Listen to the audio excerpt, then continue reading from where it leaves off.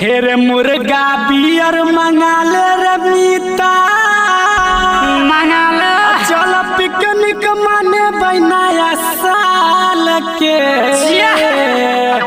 हेरे मुर्गा बियर मंगाले रे मीता हमरा पे चल पिकनिक माने बैनाया साल के अलग गाना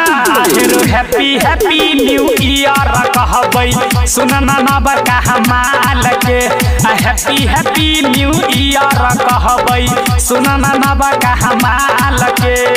सुनना ना बका माल के हेरो सुनना ना बका माल के हैप्पी हैप्पी न्यू ईयर कहबै सुनना ना बका माल के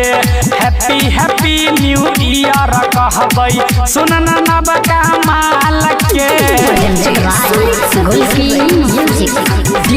डिब्बा में के यार हमारा 6 लाख में एक बोला हैप्पी न्यू ईयर बोलो तेरे पहले तो मैसेज हम लव यू से करबै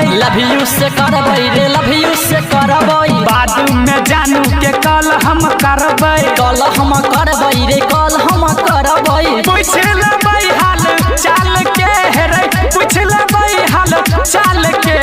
हैप्पी हैप्पी न्यू ईयर कहबै सुनना ना बका माल के हैप्पी हैप्पी न्यू ईयर कहबै सुनना ना बका माल के